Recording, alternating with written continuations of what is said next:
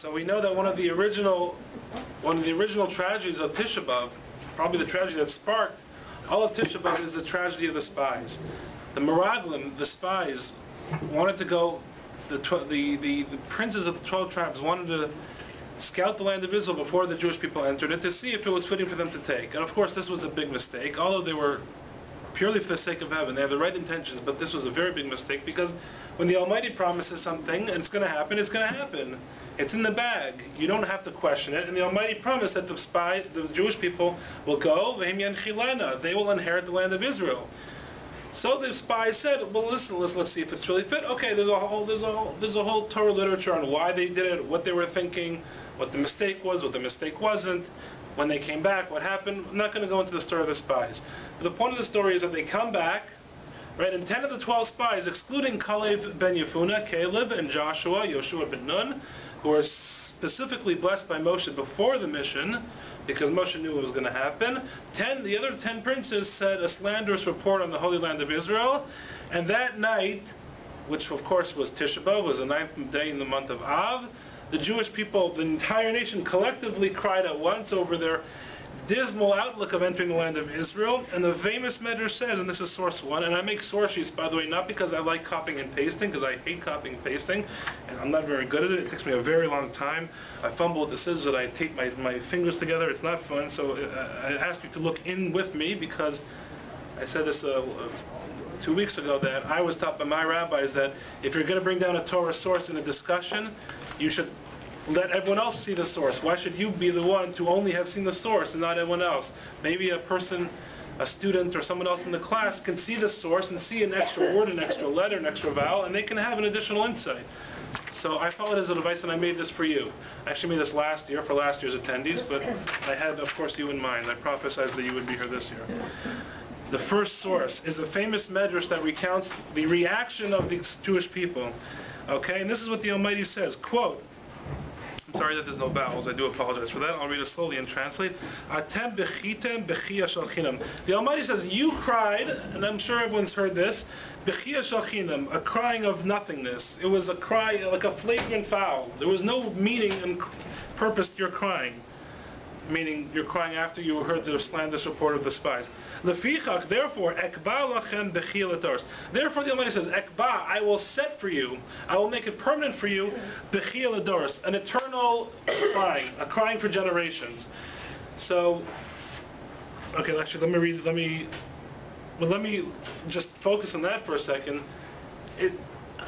I think actually Ariel Kurzner was starting to talk about this in his class today, and then I walked out. But it doesn't, what is the Almighty saying? You cried for no reason. I'm going to make you cry. It's like, the Almighty is not like an infantile little person trying to get revenge here. What is the Almighty saying when He says, you cried for no reason? I'm going to make sure you have a reason to cry. It's not, payback, I got you. It's very strange. It's not the way the Almighty deals with the Jewish people. It's not the way He generally talks. It must be, I think, that when the Almighty says, you cried for no reason, you destroyed the power of tears, you abused this holy thing called tears, I'm going to make sure that you have a reason to use those tears in the future. Meaning, the point of the Almighty saying this strange line is the focus on the tears. There's a focus on tears that you need to have on Tisha B'Av, and specifically on Tisha B'Av. And in fact, Rav Dessler, where this piece is, Rabbi Eliezer Dessler, for those who don't know, wrote his students transcribed his lectures when he was a Rosh Yeshiva in the Yeshiva in Mir and the Yeshiva in Panovich and in Gates Yeshiva in England, an incredible scholar who passed away in the 50s. It's translated more famously into Strive for Truth in multi-volumes. You can easily get it in the library or here. So he says, Bechia, in the second line of the first source, Bechia hine bitoy l'tzar pnimi. He says that tears, or really Bechia is weeping, it's more than tears, it's really real tears flowing. Hine bitoy l'tzar pnimi. It's sort of a window into an internal pain. Mahu bechia shel chinam. What does it mean, a crying for no reason? What does it mean that the Jewish people cried needlessly? And he explains, that the cry of the needless crying of the Jewish people at that time came, and it flowed from a lack of bitachon. It flowed from a lack of trust in the Almighty. And when you don't trust in the Almighty, then everything seems impossible. I can't do this, I can't do that, we can't go to the land of Israel, there's giants there, we're never going to conquer it, we're too small, we're too weak, we just have motion, he's about to die, what's going to be with us? So, but the Almighty promised it to you. So what? We don't have bitachon, we don't have faith, we're going to cry. And the Almighty said, you cried for no reason, but I'm going to make you, give you a reason to cry. In other words, listen to this, that the crying, yes, the crying is an outsource. It's a function of our failure as a people back then. But the Almighty is also saying that I'm going to make you cry forever. Meaning that the tears, the actual tears, are going to be the remedy to your problems. The Almighty is giving us what the Talmud calls the refuah before the makkah. The antidote before the actual punishment comes along. The Almighty works like that. He sets in place the solution before the problem. That's what the Talmud says, Barasi lo Yetzahara, Barasi tar tavlin. The Almighty says, I created the evil inclination, which is our worst enemy, individually and collectively. But the Almighty also says, but I created the Torah. And the Torah is there in place to combat the Yetzahara. And the Torah was created before actual creation, whatever that means exactly. Okay, so the Almighty is saying, you cried a needless cry, therefore I'm going to set for you that this is going to be a day of crying for generations. Now, literally that's true. On Tisha B'Av, historically, we've cried. The Inquisition started, World War I started, which led to World War II. Right? We know all our tragedies, both temples. But on a metaphysical level, not only will historically you'll have reason to cry, right? But the very crying, ironically, will be the solution to the problems. So when the Almighty says, kind of strangely, almost, like an adolescent, you got me, I got to get you back. He's not saying that. He's giving us such love when he says, you cry for no reason, I'm going to make you cry, because you will cry, historically, but also within that crying, within the tragedy, within the tears, will also come your refuah, your remedy. How so? So let's put that aside for now. Put what I just said aside for now about tears, about bechiyah shulchinam, and let's read an incredible essay, an excerpt from an incredible essay by Rabbi Dessler, whom I just introduced to you. Okay, this is source number 2. I'm going to read it slowly, because everything that he says here is truly mind-boggling. Ach, okay, the second source. Ach, ayadei averos v'chataim v'hiskarvos l'tumah. Through transgressions and mistakes and closest to foreign objects of Torah, Yotzer ha'adam chomas barzel ben hanekuda hakdosha shebelivo. A person forms what he calls an iron wall, and he uses that language in other places in his writings. An iron wall between hanekuda hakdosha, the holy spark or the holy point of a person, which is his soul, shebelivo, which is in his heart, uvein ha'ani shelo, and between his eye, his id, his ego, right? And by putting up an iron wall between his soul and his ego, right? And his soul can't combat the ego, he separates the two. But by doing so, a holy spark enters into foreign substances and enters into tumah. And his soul is not able to be lit up anymore, because the soul is now blocked by this iron wall. Not just the wall, he writes an iron wall, right, to denote strength and the fortitude. It really cannot let any light out. The inner point of a person is not revealed and is not lit up. It's completely dark and it's hidden. And this is a very understandable and clear concept. When a person lets in foreign substances, just like physically, when you let in foreign substances to your physical body, your body has to reject it. So sometimes, you may reject it the normal way, you go to the washroom, but sometimes, tragically, it can manifest itself in more harmful ways. You need a surgery, you need to extract a limb, God forbid, lo aleinu. And the same thing with the soul, right? Everything works mirror image in this world. Gashmius and Ruchnius work very much alike. They're aligned, and that's why the Almighty made our bodies and our souls. That the soul also cannot tolerate certain substances, and when it has certain substances, it has to expel it. And the way it's expelled will be manifested in the way the person acts, and the way he dressed, and the way he or she dresses or thinks or acts as a fellow human, and the way they relate to the Almighty. Okay, now here's the main part. The second paragraph in the second source. Yesh golos hashchina shel haprat. There's the exile of the divine presence of the individual, right? The point of internal hiddenness of the individual. Meaning, a person does something evil, something not good in the eyes of the Hashem, he's not acting like a proper Jew should. So that spark of the human being is hidden at that moment, right? So that's the individual. But there's the exile of the omnipresence of Hashem, of the klal, collectively, of the Jewish people. And listen to this very clear, direct language. And when our great rabbis and our teachers use language, they didn't use it wantonly, they didn't use it willy-nilly, they used very specific words. So listen to his language. When the nation, in its entirety, docha, push away, it's a nitzatz HaKodesh, the holy spark. When the nation in its entirety, the Jewish people in its entirety, push away the holy spark, through earthiness and ignorance, this is the very low stage that a person can reach, that to the point where his soul can be obliterated. The harehu karov le'ivadon. Listen to this language. He's close to destruction. Not physical destruction, because the body is the body. The body will always be destroyed eventually. We're not focused on the body. But if the soul is hidden individually, but not even individually, he's focusing on the collective here. He's devoted one line to the individual hiddenness of the person's soul. He's now saying a whole paragraph about the collective soul being hidden. When that happens, only then, when the collective soul of the Jewish people is hidden and blocked by this iron wall, then karov le'ivadon, karov, close le'ivadon, to destruction. That's what the words mean. He doesn't say karov I don't know, close to falling off the cliff. It's destruction. It's utter nuclear annihilation. Ruchani, chas v'shalom. Karov le'ivadon ruchani. He's that much closer to spiritual destruction, God forbid. When this situation spreads to the entire Jewish people, and this is the punchline, and I underlined it 3 times here. This is a situation of complete chorban. When we say that the first and second temple were destroyed, we say chorban by its rishon and chorban by its sheni, the destruction of the first and second temples. Here he's saying,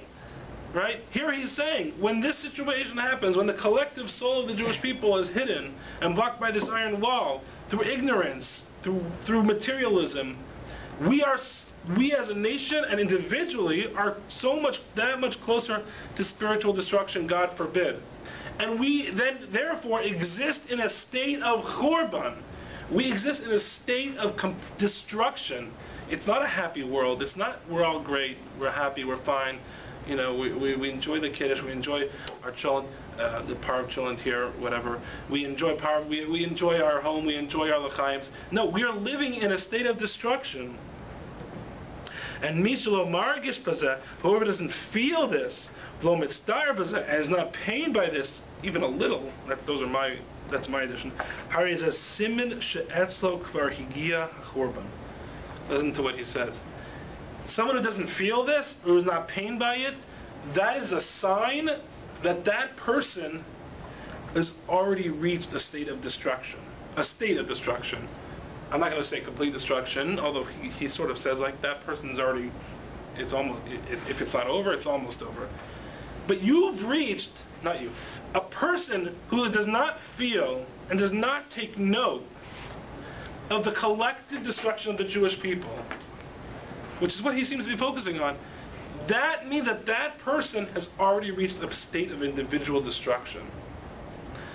So, it's already a tough day. It's a long day. We're thinking about pizza already. So am I. But I don't mean to really to make it more depressing. But if there's ever a message that's appropriate on Tisha B'Av, and it's hard to cry, and we know this, and we speak about this, it's hard to cry for 2 temples, it's hard to cry for the Inquisition, it's hard to cry for World War I, it's hard to cry for World War II, especially, on a personal level. I didn't really have any family members that My grandparents went to Israel before the war. My father's parents, it's already third generation American. It's like it's foreign to me. Even the Fogel family massacre a year and a bit ago is already foreign to me. Even the bombing in Bulgaria is already, replaced by the Olympic news. The Olympics. How ironic, by the way, as a total aside, I was thinking, how ironic that the first day when all the nations of the world celebrate unity by destroying each other in purely physical matters is the first day of Tisha B'Av as well. The Jewish people unite in sadness and do away with their physicality. No leather shoes, no relations, no food, no drink. But the rest of the world, how do they celebrate unity? Yes, let's see who can shoot an arrow the farthest. And I'm not saying it's not important. I'm not saying that, because I like the Olympics as much as anyone else. Israel was that. Israel was competing. Yeah. Unfortunately, sadly. Okay? I think what Rav Dessler was trying to say, and Rav Dessler was saying this point, by the way, in his essay on Tisha B'Av, but this is not from an essay on Rosh Hashanah or anything, that the point of Tisha B'Av is if you don't yet feel that something's wrong, or that you don't intellectually realize that something's wrong, you're in a state of destruction. In other words, what's the message of Tisha B'Av, in my humble opinion? Wake up and face reality. That's it, those two words. Face reality. If you just can't bring yourself to cry, actually, we'll talk about crying later on. Leave off crying. But if you can't understand tragedy, and you're not close to tragedy, and we live in a wonderful country here, we have a leader who's probably the most pro-Israel free leader in the entire world, and Hashem should bless him for that. But if you can't understand tragedy, and we don't live in Israel, we don't live in the settlements, we don't understand what happened to the Fogel family, and we don't understand what it means to be a tourist, having a nice vacation and not expecting to be blown up to bits, if we just can't comprehend emotionally or intellectually such things, at least face the fact, face reality that something is horribly wrong in this world. That's the baseline. I think that's what Odessa was saying. You're in a state of destruction if you don't realize that the world is such a horrible state. So, I'm not saying go that far, because some of us are not there yet. So back up a little bit and tell yourself, is the world really okay? Like, am I happy with the state of the world? And most people would say, yeah, no, the world's pretty bad right now. But tell yourself, why is the world bad? What's wrong with the world? And don't say because there's hunger in Africa. Don't give a pat answer that everyone acknowledges is a problem. Say because Israeli tourists now have to be scared when they go to an out-of-the-way Russian country to tour for 2 weeks on a bus by the airport. They have to worry about being blown up. That's not okay. And yet you should be worried coming to shul, even in Thornhill. And that's not okay. So you have to face reality on Tisha B'Av. I think that's the message of Tisha B'Av. That means it's a day of reckoning. There's no distractions on Tisha B'Av. It's not that the rabbis are punishing us. Tisha B'Av, you cried for no reason? I'll give you a reason to cry. Can't have relations, can't wear leather, can't eat, can't drink, right? Can't do laundry, can't bathe yourself, can't anoint yourself. The Almighty is doing us a favor. You know what? Face reality. You can't do it during the rest of the week because you're so distracted with everything else that's going on in your life. So don't get rid of those distractions. It's like Shabbos almost. It wasn't Shabbos this year. Don't wear leather shoes. Don't wear your comfortable shoes. Don't take a bath. The basic borderline pleasures. We don't even say don't sit down for the entire day. We give you until chatzos, until midday. Then you can sit in a normal chair. But get rid of the distractions, as basic as possible at least, and so you can focus on reality. When you get rid of the distractions, you can focus better. That's why Shabbat is the best day to get closer to the Almighty, because there's no other distractions. It's a simple formula. So Tisha B'Av, Hashem said, you cried for no reason. I'll give you a reason to cry, because the crying will help you. And I'll help you cry, because I'll get rid of the distractions. And I'm telling you with Rav Dessler, even if you can't do that much, at least face reality that this world is severely wrong. The world is a very bad place. And no, it's not, it's not a narcissistic way of viewing the world. It's a very realistic way of viewing the world. Right? If you're a Torah Jew and you think that the world's okay, you're not a Torah Jew. You're not looking and viewing the world through the Torah lens, which is how a Torah Jew should always be viewing the world, through a Torah lens. The rest of the year we have those distractions, and it's so hard to face reality. On Tisha B'Av, we're enjoying it. Just acknowledge that the world is messed up deeply to its core. Let me show you in Chumash an incredible example of some of our greatest rabbis, some of our greatest leaders in Jewish history, who didn't face reality. And this is just an example. I believe I heard this explanation once from Rabbi Yerachmiel Milstein. This is a rabbi in New York. You may have heard of him from Project Inspire. He said this incredible pshat when he came to Asian Jerusalem one day, and I was quite struck by it. It's source 3. If you're aware of the story, that there were 2.5 tribes, Bnei Reuven, Bnei Gad, and Chatzi Sheva Manasseh. The children of the son of Reuven, who was the oldest of Jacob's children, and Gad, that's 2, and half of the tribe of Manasseh was the son of Joseph. They wanted to settle in the Transjordan, right? Before the Jewish people wanted to enter the land of Israel, these 2.5 tribes approached Moshe and said, we don't want to go into the land of Israel. We'll fight for you. We'll do everything you want us, but please give us permission to remain on the other side of the Jordan River, not in Israel proper. Why? Because there was a lot of land there. It was very fertile. They had more sheep than the other tribes. And in the end, what happened was that Moshe granted their request. He gave it to them, though. He rebuked them because the entire Jewish people finally can go into the land of Israel, and you say, nah, we'd rather stay here where the grass is greener on the other side. No, literally, grass is greener on the other side. Okay, that's the joke. That is your joke for Tisha B'Av. Okay, I hope you enjoyed it. It was actually not even intended. But listen to how they requested. In the Torah records it like this. Okay, source 3. Pasuk Gimel, like right in the middle. Okay? Umikne Rav, Here, I'll start from the beginning. Chapter 32, the first line in the third source. Umikne Rav hayu livnei Reuven v'livnei Gad atzamud. There was a lot of cattle and livestock to the children of Reuven and children of Gad. They were very mighty. But you was Eretz Yazer, was Eretz Gilad, v'nei Amakom Mikom Mikne. They saw the Transjordan, and they saw that it was a very fertile place for all their livestock. Next pasuk. Vayavo b'nei Gad v'nei Reuven v'yomeru Moshe v'Elazar HaKohen v'Nasiah Yed Lemor. They came and they approached Moshe and Elazar HaKohen, Elazar the Kohen who was Aaron's son, and to the other princes of the tribes, and they said the following. Now the pasuk is going to quote the cities that were in the Transjordan that Bnei Gad, Bnei Reuven, and Chatzi Sheva Manasseh wanted to dwell by. Okay, these are the names of those cities: Ataros, V'Divon, V'Yazer, V'Nimra, V'Cheshbon, V'El Olei, Ushsavam, Unevo, Uvon. Those are the names of the city. Okay. Now I underlined the last 3 cities: Ussavam, Svam, Nevo, Uvon. And the Targum Onkelos, right? If you look on any Chumash, Onkelos is a famous convert, and he translated the Torah into his vernacular at the time, which was Aramaic, the Aramaic of his time. And he was a great tzaddik, an incredible person. And he has a twist on these words, on these cities. He says. First he says, he lists the cities, and instead of Svam, Nevo, Uvaon, he says like this. He goes totally off course. Usually Onkelos really does translate from the Hebrew into the Aramaic. There's a few times in Torah where he puts in his own explanation, and those times are very famous. One of the most famous times is when the Almighty created a man, and he blew into him a soul of life. And the Onkelos, Targum Onkelos, the translator Onkelos, says that God blew into him a speaking spirit. That's the most famous example of when Onkelos provides his own explanation. But here he says something very fascinating. Instead of just saying the city Savam, Nevo, and Vaon, he says, and this is in source 4, I underlined it, Sias, Beis, Kevorta, de Moshe, Uvaon. That Savam and Nevo, these 2 cities, or right between them, was Sias Beis Kevorta, the resting place of the burial of Moshe. That's interesting. Why in the world is Onkelos telling me? First of all, why is Onkelos telling me that at all? That's A. B. Why is he telling me that here, stuck in the middle of this request from Bnei Gad, Bnei Reuven, Chatzi Sheva Manasseh to Moshe and Elazar to live the Transjordan?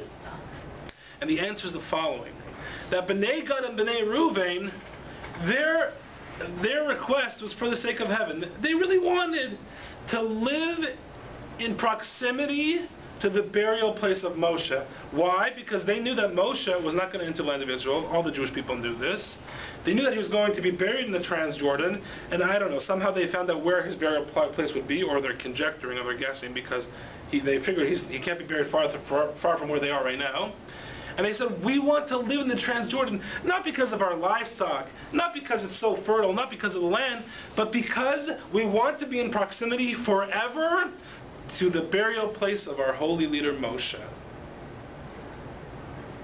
Who wasn't yet dead. Who wasn't yet dead, And Moshe is the one who's telling them to go into Israel. And the Almighty had told them, you all have to go into Israel. And our eternal home is in the land of Israel. But these people thought they were so from. They were so religious. We want to live near Moshe. We want to be in the proximity to his great burial site. And look what happens. In source 5... in source 5, look what happens. Moshe says, okay, there's a whole story. Moshe asks God. Moshe says it's okay to them. He gives them rebuke. They end up fighting for the Jewish people as they promised. They fulfilled all their conditions. And then the Torah, this is much later, the Torah says, in source 5, Vayivnu b'nei Gad Estivon v'Sataras v'Saror. Now they're building the cities that they had requested to live in. They built Divon, Ataros, Aurora, Ves Atros Shofan, Ves Yazer Yago, okay, Ves Beis Nimra, Ves Pesaron, skip to Pesukim, to the last verse. Lameches, Ves Nevo, Ves Baal Me'on, and they built the cities of Nevo and Baal Me'on. Those are the two cities which the Torah previously said was where Moshe was buried, where the Uncles took time out to specifically tell us that they wanted that this was Moshe's burial plot. Why did Uncles tell us? Because that was the intention of Bnei Gad, Bnei Reuven, and Chatz Shev Manasseh. And now when they actually came to do it, when Bnei Gad, Bnei Reuven, Chatz Shev Manasseh actually came to build the cities that they had wanted and they came to settle there, what does Uncles say?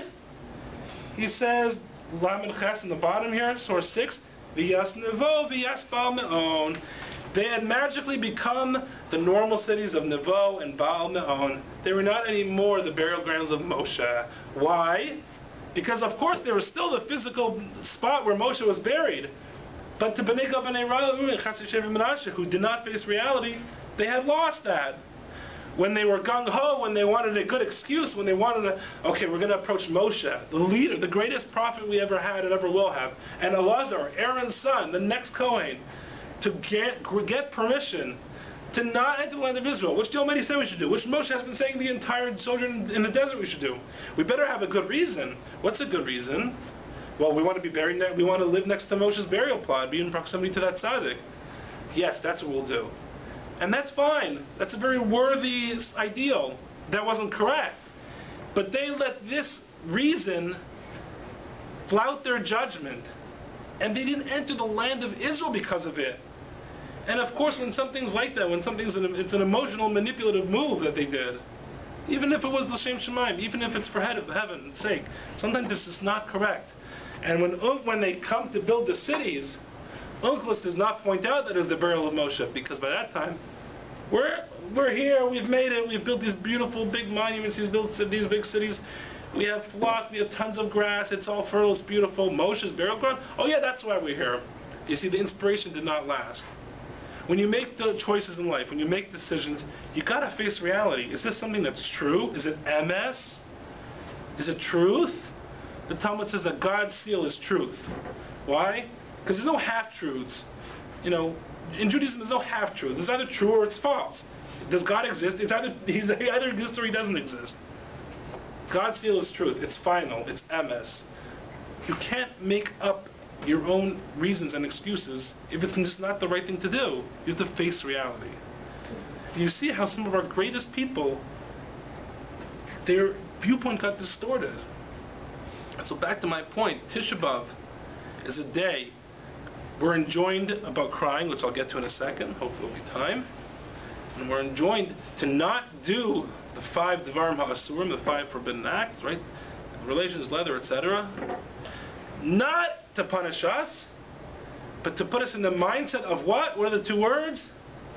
Face reality. Face reality. Face reality.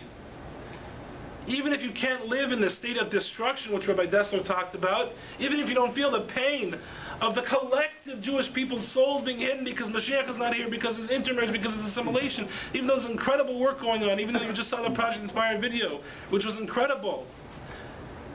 And even though all Jewish people have to be involved in outreach, I don't know if you saw the video, but the most striking part about that video was not the stories. The stories were very nice, and they were very wonderful. I actually know a few of the people in the video, I didn't realize. But to hear Rabbi Scheinberg at the very end, Rabbi Scheinberg, who just passed away a year and a bit ago, at the age of 101, an American-born gadol, who made a yeshiva in Israel, acknowledged as one of the greatest leaders of the past generation. And he said they're looking at the guy, and the guy asked him, "Oh, what about people who are learning Torah? What about?" He's like, "I don't. Call Yisrael Ravim Zebazeh." You saw how he answered? All the Jews are responsible for another. He's like, "I don't even understand your question. What about the negative influences that might come in your home?" That's nonsense. It's not even a question.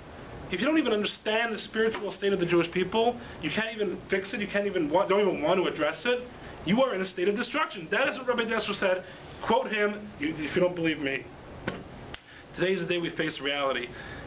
The temple periods are referred to in the stages of a person growing up. The first temple, which was destroyed, is likened to a person hitting childhood.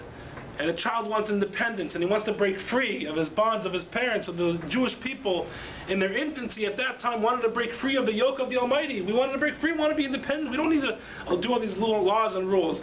First temple destroyed. Second temple, okay, now we're past childhood. Now we're an adolescent, we're a teenager, that wonderful time in a person's life. Now they're in adolescence. And what does a teenager do? Challenges authority. They don't want to even be independent, they want to rebel. They want to challenge authority. And how does challenging authority manifest itself? With disregard, with complete dislike for the other person, with sinat chinam, baseless hatred. And when that happens, the second temple is destroyed. Finally, where are we now? We're awaiting the third temple. We're not children anymore. We're not adolescents or teenagers, thank God. Now we're adults. We're waiting for the end. We're adults and we're getting older. And we're getting older. And the world will end at year 6,000, as the sages have promised. Another 230 whatever years. We're adults now, and we're preparing for the end. We're preparing for the third temple to come. When are we going to ever face reality? I submit that really of all the days, more so than Rosh Hashanah, more so than Yom Kippur, that Tisha B'Av is a day given to us that we can just face reality. Because, although there's no distractions, physical distractions in Yom Kippur, right, we also don't have relations, we don't eat, drink, we don't eat, we don't drink. But, I don't know, being in shul a whole day can be pretty distracting, actually, ironically.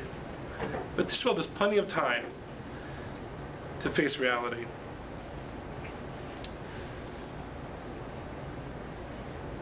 I'm just not sure if I have time. Alright, I'm going to skip source 7.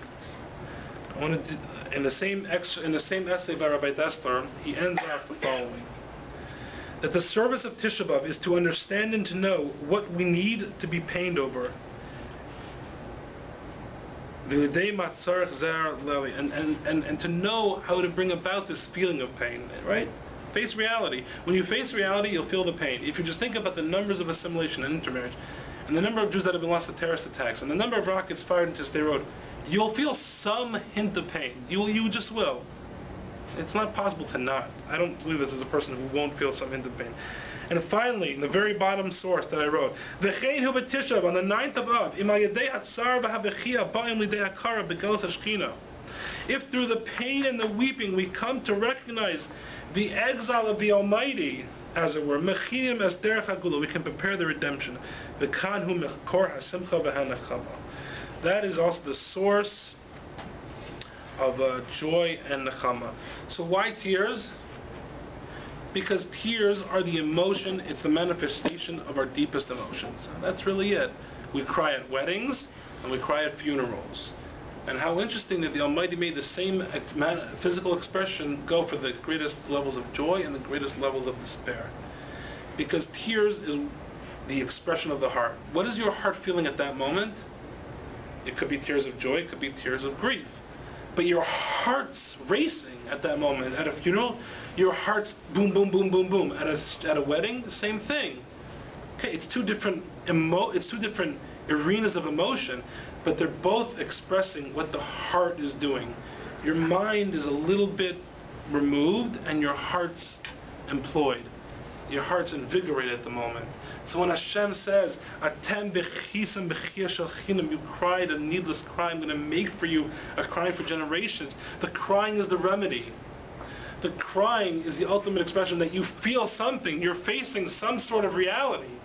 You're aware of how horrible the state of the world is, and if it brings you to tears, you've really faced reality. You're not even close to the level of destruction that Rabbi Dessler talked about, because you are very much in the moment.